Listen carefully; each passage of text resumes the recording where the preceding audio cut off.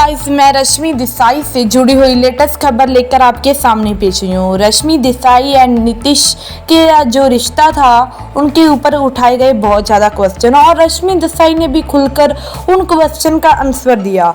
तो रश्मि देसाई को कहा गया कि जब कोई भी दो इंसान एक रिश्ते में होते हैं और उनके बीच में कुछ बातें हो जाती है और वो एक दूसरे से अलग हो जाते हैं किसी मिसअंडरस्टैंडिंग के कारण, तो हमेशा ही लड़की को हमेशा बुरा बनाया जाता है। सभी लोग लड़की में ही कसूर निकालते हैं, लड़के की भले गलती कितनी भी क्यों ना ज़्यादा हो, लेकिन हमेशा लड़की को ही कमज़ोर बनाया जाता है और लड़की को ही हर कोई ब्लेम करता है। तो रश्मि देसाई ने कहा कि हाँ जी, मेरे साथ बहुत कुछ हुआ है और मैं तब अपनी लाइफ में बहुत ज़्यादा डिप्रेशन में चली गई थी। मुझे नहीं समझ आता था कि क्या मेरे लिए सही है, क्या गलत है, क्या हो रहा है मेरी लाइफ में।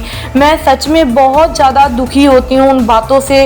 अब भी मैं उन बातों पर कोई भी बातें नहीं करना चाहती होती, लेकिन तब भी जब मेरा भी दिल करता है कि जब मुझे लोग ब्लेम करते हैं, हमेशा ही किया जाता है, तो मुझे बहुत ज़्यादा दुख होता है। और ऐसा नहीं था कि मेरे में ही गलती थी, गलती हमेशा हर में होती है और रिश्ता टूटने की वजह सिर्फ औरत नहीं होती। और उन्होंने कहीं ना कहीं बहुत ज़्यादा दुख जताया है अपना इस रिश्ते को टूटते हुए।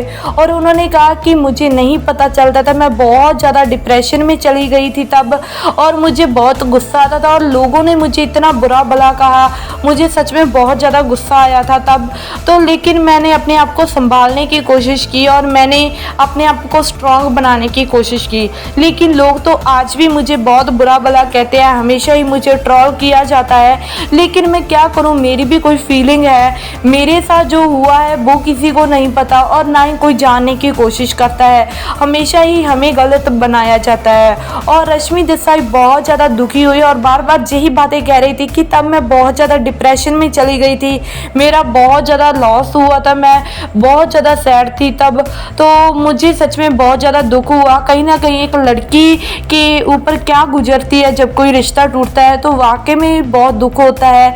उनकी फीलिंग को भी समझना चाहिए।